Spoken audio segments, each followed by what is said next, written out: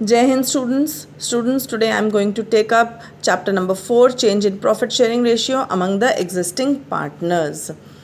यानी कि कभी कभी क्या होता है, चलती हुई फर्म में पार्टनर्स ये चाहते हैं कि उनका प्रॉफिट शेयरिंग रेशियो चेंज कर दिया जाए, या इसके अलावा और भी कारण होते हैं कि प्रॉफिट शेयरिंग रेशियो चेंज हो जाता है ऑटोमेटिकली। ये याद रखना कि जब भी प्रॉफिट शेयरिंग रेशियो चेंज होगा, फर्म मानी जाती है कि रिकॉन्स्टिट्यूट हुई है, यानी कि दोबारा से बनी है। और कौन कौन से इवेंट्स हैं कि जब ये माना जाए कि फ़र्म दोबारा से बनी गई है, वो है number 1 change in profit sharing ratio, यानी जब भी प्रॉफिट शेयरिंग रेशियो चेंज होगा, firm is said to be reconstituted, firm मानी जाएगी कि दोबारा से बनाई गई है। चेंज नेक्स्ट है एडमिशन ऑफ अ पार्टनर, यानी जब भी चलती हुई फर्म में नया पार्टनर एडमिट होगा, तब हम यही मानेंगे कि फर्म नई बनी है दोबारा से, और एडमिशन पार्टनर के होने की वजह से प्रॉफिट शेयरिंग रेशियो चेंज हो जाएगा एग्जिस्टिंग पार्टनर्स का। Retirement of a partner, retirement of a partner means चलती हुई फर्म में जब कोई पार्टनर ये चाहता है कि वो फर्म छोड़ दे, तो हम उसे कहते हैं retirement of a partner.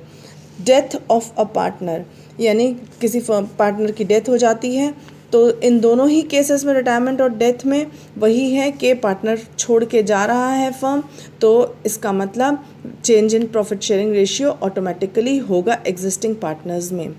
Next है अमालगमेशन ऑफ 2 और मोर पार्टनरशिप फर्म्स, यानी अगर 2 या 2 से ज़्यादा पार्टनरशिप फर्म्स एक दूसरे में मिल जाती हैं, यानी उनका विलय हो जाता है, तो ये माना जाता है कि फर्म इज़ न्यूली कॉन्स्टिट्यूटेड, यानी रिकॉन्स्टिट्यूटेड। अब इन केसेस में admission of a partner, retirement of a partner, death of a partner, amalgamation, इनमें प्रॉफिट शेयरिंग रेशियो क्यों चेंज होता है? क्योंकि वही प्रॉफिट होता है जो कि एडमिशन के केस में, मान लीजिए आप 3 पार्टनर्स हैं एक फर्म में, तो एक वही प्रॉफिट था जो 3 हिस्सों में बट रहा था। अब एक और नया पार्टनर आ गया आपकी फर्म में, यानी अब 4 हो गए हैं पार्टनर्स, तो वही प्रॉफिट अब 4 लोगों में बटेगा। तो इसका मतलब जो पुराने पार्टनर्स थे उन्होंने कुछ सैक्रिफाइस किया, तभी तो नए पार्टनर को कुछ मिला, राइट? तो इसका मतलब हमें सैक्रिफाइसिंग रेशियो कैलकुलेट करना पड़ेगा। फिर रिटायरमेंट और डेथ में जाने वाला पार्टनर अपना शेयर छोड़ के जाता है, यानी वही प्रॉफिट जो 3 लोगों में बट रहा था अब 2 लोगों में बटेगा, तो इसका मतलब प्रॉफिट शेयरिंग रेशियो चेंज हो रहा है। नेक्स्ट है हमारा नेक्स्ट टॉपिक है reconstitution of a firm always leads to change in profit sharing ratio among the existing partners. ये याद रखना कि जब भी फर्म रिकॉन्स्टिट्यूट होगी, यानी दोबारा से बनी मानी जाएगी, तो इसका मतलब उसका रिजल्ट क्या है कि प्रॉफिट शेयरिंग रेशियो चेंज हो रहा है पार्टनर्स के बीच में। और इसका मतलब क्या होगा?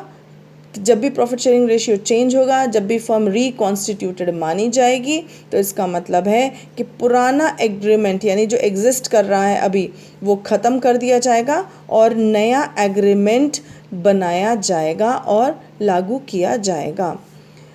Change in profit sharing ratio, ये सेंटेंस बेटा याद रखना हमेशा।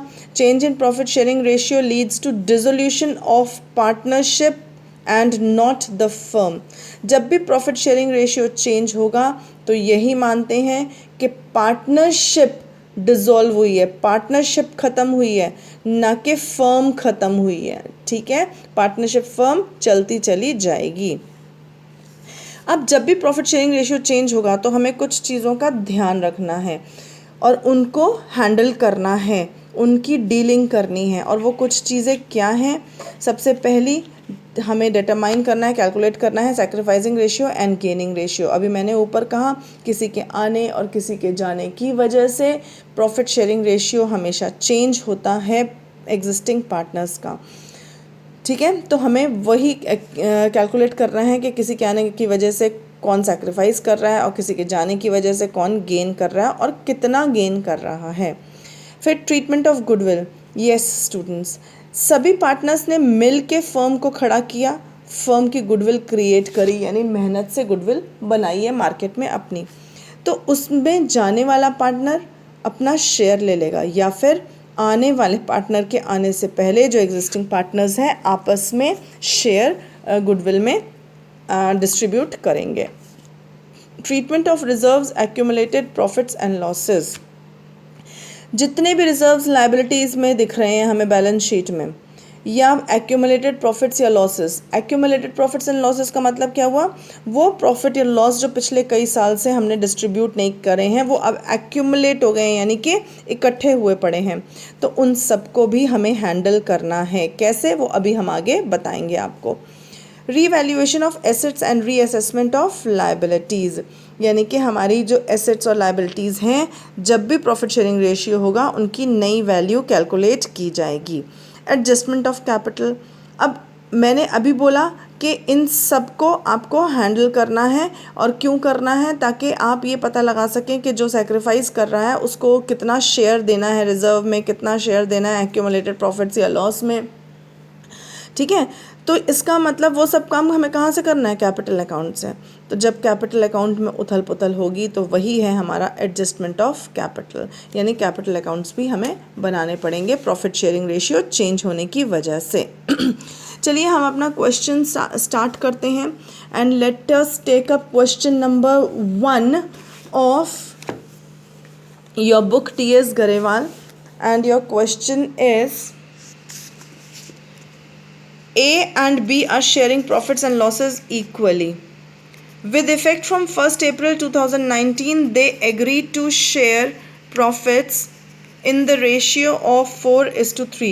Calculate individual partners' gain or sacrifice due to change in ratio. अब पुराना रेशियो आपको दे रखा है वो है इक्वली, नया रेशियो वो कह रहे हैं 4:3 है। अब कैलकुलेट करना है आपने कि किसने कितना सेक्रीफाइस किया चेंज होने की वजह से रेशियो, और किसने कितना गेन किया। तो स्टार्ट करते हैं हम। सबसे पहले हम अपना फॉर्मूला लिखेंगे, sacrificing share is equal to old share minus new share. ठीक है, तो अब हम इसे सॉल्व करना शुरू करते हैं। दो पार्टनर्स है ए और बी, आपको उसको ऐसे लिखना है A:B, क्योंकि रेशियो का साइन है ये डालना है। सबसे पहले लिखेंगे हम ओल्ड शेयर, क्योंकि ओल्ड माइनस न्यू है, ऊपर लिखा है फॉर्मूला। ओल्ड शेयर है 1/2 और बी का है 1/2। 1:1 रेशियो है, क्योंकि वो कह रहे हैं इक्वल रेशियो है, तो इसका मतलब दो पार्टनर्स हैं तो दो बार हम लिख देंगे 1:1। इसको लिखना सीखिए प्लीज़। दो पार्टनर्स हैं और रेशियो इक्वल है, तो इसका मतलब 1:1 उनका रेशियो है। 1:1 अगर रेशियो है तो हम डिनोमिनेटर पुट करेंगे, उसे फ्रैक्शन फॉर्म में लेके आएंगे। 1 + 1 2 होता है, तो डिनोमिनेटर दोनों का 2 होगा, यानी 1/2 ओल्ड शेयर है, या ओल्ड रेशियो भी आप इसको लिख सकते हैं शेयर की जगह पर। न्यू शेयर है 4:3। ठीक है, तो हमने 4:3 लिख दिया। ए के कॉलम में 4 और बी के कॉलम में 3, जैसे नाम है वैसे ही उनका शेयर सेट किया जाएगा सीक्वेंस वाइज। अब 4 + 3 कितना होता है 7, तो डिनोमिनेटर दोनों का हो जाएगा 7। ठीक है, नेक्स्ट अब क्या हो रहा है कि हम कैलकुलेट करेंगे सेक्रीफाइसिंग या गेनिंग रेशियो। उसे कैलकुलेट करने के लिए हमें क्या करना पड़ेगा, old ratio minus new ratio. तो ओल्ड रेशियो है हमारा 1/2 ए का, और न्यू रेशियो है ए का 4/7, तो 1/2 माइनस 4/7 हमने ए का लिख दिया। फिर बी का कितना है ओल्ड, 1/2 माइनस 3/7 न्यू। ठीक है, बी का। अब हम इसे सॉल्व करेंगे। 1/2 माइनस 4/7, एलसीएम आ गया 14। ठीक है, फिर हम इसे सॉल्व करेंगे तो हमारा आया 7 - 8। ये सॉल्व करना आपने बचपन में ही सीखा हुआ है।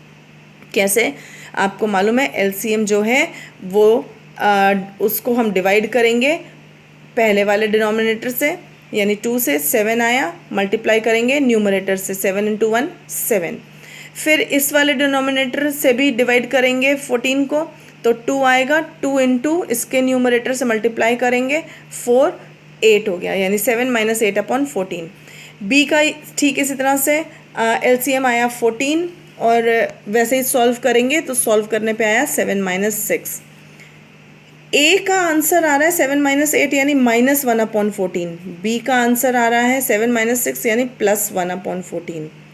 तो हमने फॉर्मूला लगाया था सेक्रीफाइसिंग रेशियो का या सेक्रीफाइसिंग शेयर का, ओल्ड माइनस न्यू शेयर। तो जब हम ओल्ड माइनस न्यू शेयर करेंगे तो पॉजिटिव आंसर होगा वो सैक्रिफाइस कहलाएगा, जो नेगेटिव आंसर होगा वो गेन कहलाएगा। Therefore B sacrifices 1/14th share, हम ये कहेंगे कि B 1/14th शेयर सैक्रिफाइस कर रहा है और A गेन कर रहा है 1/14th share. I hope you have understood this. Now let us take up question number 4, थोड़ा बड़ा है, फटाफट हो जाएगा। A, B and C are partners, और सारी वेराइटीज़ भी आपको मिल जाएंगी। Partner, so students, let us take up one more question regarding change in profit sharing ratio, and that is question number 4 of your book.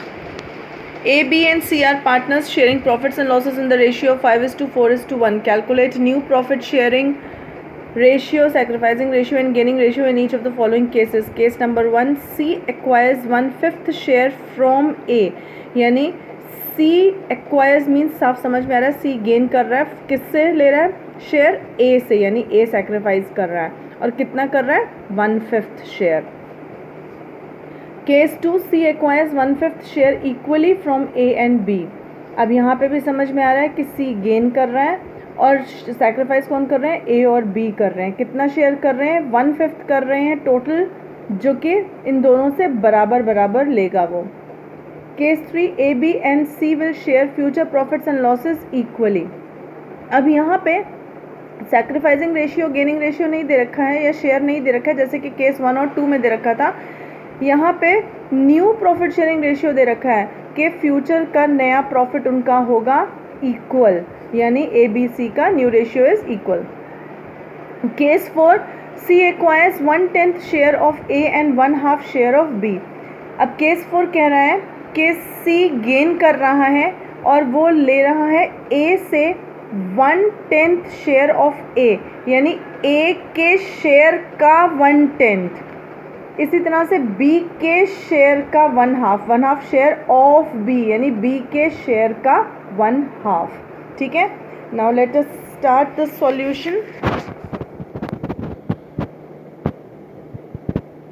Question number 4, सबसे पहले हम ratio लिखेंगे। केस 1, हमें मालूम है कि सैक्रिफाइसिंग रेशियो कैलकुलेट करने का क्या फॉर्मूला है? Old share minus new share. ठीक है, पर यहाँ पे अभी उसको लागू नहीं करना है फॉर्मूले को। चलिए हम उसको सबसे पहले क्या करते हैं? रेशियो लिखते हैं। क्या है? A:B:C। ओल्ड रेशियो है हमारा 5:4:1। तीनों को प्लस किया, 10 हो गया, तो तीनों का डिनोमिनेटर 10 बना लिया हमने। A सैक्रिफाइस कर रहा है 1/5, तो A के ओल्ड रेशियो में से हम 1/5 माइनस कर देंगे। B कुछ भी नहीं कर रहा है, C गेन कर रहा है। अगर A सैक्रिफाइस कर रहा है, C गेन कर रहा है, वहाँ साफ लिखा है C एक्वायर्स, तो C के ओल्ड रेशियो में हम 1/5 प्लस कर देंगे। तो A का नया शेयर कितना आ जाएगा? ओल्ड 5/10 माइनस जो वो सैक्रिफाइस कर रहा है, जो वो C को दे रहा है। तो इसका सॉल्यूशन सॉल्व किया आगे, तो आया 5 - 2/10, यानी रिज़ल्ट आ गया 3/10। ये 3/10 A का नया शेयर है। B के में कुछ भी नहीं कर रहा, डैश डालते गए, और जहाँ A का नया शेयर लिखा है वहीं पे हम B का भी नया शेयर लिख देंगे। ठीक है, अब आई C की बारी। C का ओल्ड शेयर है 1/10 और वो A से ले रहा है 1/5, यानी C का नया शेयर हो जाएगा 1/10 ओल्ड शेयर प्लस 1/5 जो कि A से वो ले रहा है, यानी रिज़ल्ट हुआ 1 + 2/10, जो कि हुआ नया ratio 3/10।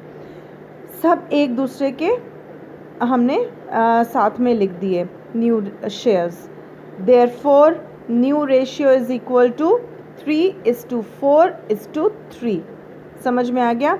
A:B:C, 3:4:3।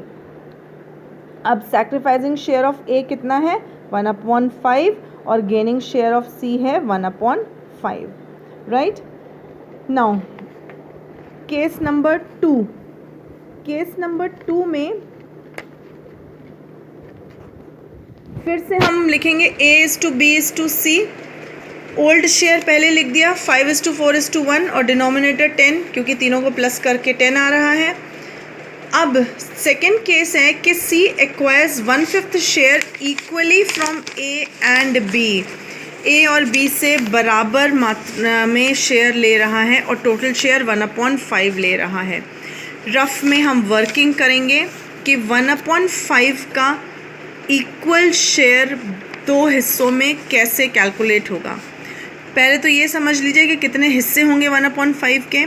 C acquires 1/5 share equally from A and B, यानी कि 1/5 शेयर C एक्वायर कर रहा है, ले रहा है, मगर इक्वली ले रहा है, बराबर क्वांटिटी में ले रहा है A और B से। कितने लोगों से ले रहा है? 2 लोगों से। तो इक्वल क्वांटिटी कितनी हो जाएगी? 1/2। तो 1/5 का 1/2 हम कैसे कैलकुलेट करेंगे? 1/5 इंटू 1/2 जो कि हो जाएगा 1/10। इसका मतलब A से ले रहा है 1/10, B से भी ले रहा है 1/10। आ गया समझ में आपको? चलिए, तो हम क्या करेंगे, A के शेयर में से, ओल्ड शेयर में से भी 1/10 माइनस कर देंगे, B के भी ओल्ड शेयर में से 1/10 माइनस कर देंगे, और C टोटल एक्वायर कर रहा है 1/5, तो C के ओल्ड शेयर में 1/5 प्लस कर देंगे। A का कैलकुलेट करते हैं 5/10 माइनस 1/10 जो कि आ गया 5 माइनस 1/10, यानी A का नया शेयर आ गया 4/10। नया शेयर 4/10 कैसे आया? ओल्ड शेयर में से 1/10 उसने दे दिया, तो नया आ गया 4/10। इसी तरह से B के ओल्ड में से जितना वो दे रहा है वो माइनस कर देंगे। 4/10 माइनस 1/10 यानी 4 माइनस 1/10। तो B का भी न्यू शेयर आ गया 3/10। अब C का नया शेयर निकालेंगे, ओल्ड 1/10 प्लस 1/5 जो कि टोटल वो एक्वायर कर रहा है। तो इसका रिजल्ट आया 1 + 2/10 यानी 3/10। तो ये हो गया इनका new profit sharing ratio. A:B:C 4:3:3। ठीक है, आ गया समझ में? केस 3 है A, B and C will share future profits and losses equally. अब यहाँ पे क्या हो रहा है कि A, B और C का न्यू रेशियो दे रखा है कि future profit and losses equal होगा। तो हम यहाँ पे अब कैसे सॉल्व करेंगे? A:B:C, ओल्ड रेशियो लिखेंगे पहले 5:4:1 या डिनोमिनेटर 10। न्यू रेशियो 3 पार्टनर्स हैं, तो तीनों को जो इक्वल डिवीजन होगा वो होगा 1:1:1। ये याद रखना बच्चों, अगर 2 पार्टनर्स होंगे और इक्वल करना है तो 1:1, 3 पार्टनर्स होंगे तो 1:1:1, 4 पार्टनर्स होंगे और इक्वल रेशियो है तो 1:1:1:1 कर देंगे। तो यहाँ 3 पार्टनर्स हैं, 1:1:1 किया, तो तीनों को प्लस करा तो 3 आ रहा है, तो डिनोमिनेटर तीनों का 3 लगा दिया। ठीक है, हमने ओल्ड रेशियो लिखा, न्यू रेशियो लिखा। अब हमें कैलकुलेट, क्योंकि न्यू रेशियो दे रखा है, ओल्ड पहले से था हमारे पास, तो अब हमें क्या करना है? सैक्रिफाइसिंग और गेनिंग शेयर कैलकुलेट करना है। और सैक्रिफाइसिंग शेयर कैसे कैलकुलेट होता है? Old ratio minus new ratio. तो सबसे पहले हम A का करेंगे, ओल्ड माइनस न्यू। A का है 5/10 माइनस 1/3 न्यू। फिर B का है 4/10 माइनस 1/3। C का ओल्ड है 1/10 माइनस न्यू 1/3। तीनों का सॉल्व करते हैं। 5/10 माइनस 1/3 का रिजल्ट आ रहा है 15 माइनस 10/30 जो कि हो जाएगा 5/30। B का रिजल्ट आ रहा है 12 माइनस 10/30 जो कि हो जाएगा 2/30। C का रिजल्ट आ रहा है 3 माइनस 10/30 जो कि हो जाएगा -7/30। हमने फॉर्मूला लगाया था सैक्रिफाइसिंग रेशियो का, ओल्ड माइनस न्यू। तो इसका मतलब जो पॉजिटिव रिजल्ट है वो है सैक्रिफाइस, यानी A और B दोनों सैक्रिफाइस कर रहे हैं, और जो नेगेटिव रिजल्ट है वो है गेन, यानी C गेन कर रहा है। ठीक है, अब हम इसे फाइनल आंसर में कन्वर्ट करेंगे। Therefore sacrificing ratio among A and B is 5:2, 5/30 और 2/30। दोनों का डिनोमिनेटर सेम है 30 जो कि कैंसिल हो जाएगा। तो सैक्रिफाइसिंग रेशियो A और B के बीच में कितना तैयार हुआ? 5:2।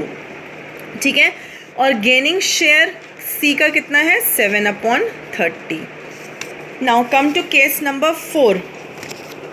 केस नंबर 4 है C acquires 1/10 share of A and 1/2 share of B, यानी सी ए के शेयर का 1/10 ले रहा है। इसको प्लीज़ समझिए, ये जो ऑफ वर्ड लिखा है इसी से सारी, ये जो ऑफ वर्ड लिखा है हमें दिखाई दे रहा है 1C acquires 1/10 share of A and 1/2 share of B, यानी ए का जितना टोटल शेयर है उसका 1/10 सी ले रहा है, बी का टोटल जितना शेयर है उसका 1/2 सी ले रहा है। ठीक है, तो सबसे पहले हमने वही काम किया, A:B:C, ओल्ड रेशियो लिख लिया। रफ में कैलकुलेट करेंगे कि फ्रॉम ए, यानी ए से कितना लिया है उसने। ए का अपना शेयर है 5/10 और ए कितना दे रहा है 5 अपने शेयर का 1/10 दे रहा है। तो 5/10 का 1/10 कितना होगा, 5/10 इंटू 1/10 किया, आया हमारे पास रिज़ल्ट 5/100। इसको हमने सॉल्व कर लिया, शॉर्ट में कर लिया थोड़ा, तो 5 कॉमन फैक्टर है, 5 1 5, 5 20 यानी 1/20 शेयर ए दे रहा है।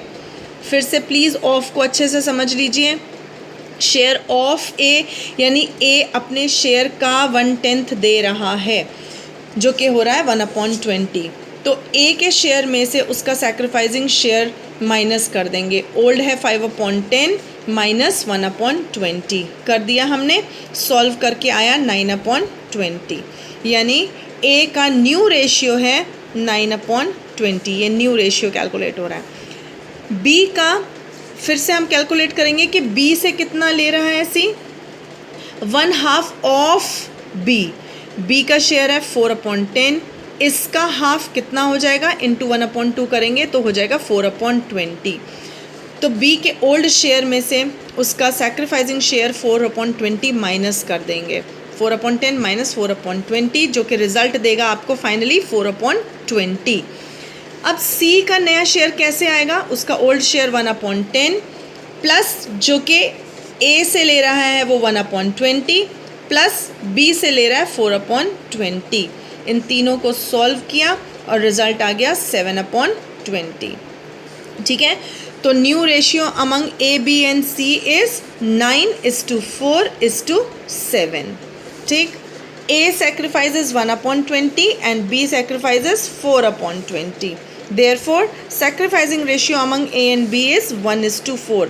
अब ये 1:4 कैसे आया, A 1/20 दे रहा है, B 4/20 दे रहा है, दोनों का डिनोमिनेटर सेम है, कैंसिल हो गया, तो रेशियो तैयार हो रहा है, क्योंकि दो लोग हैं तो रेशियो बन रहा है 1:4 का, सैक्रिफाइसिंग रेशियो है 1:4।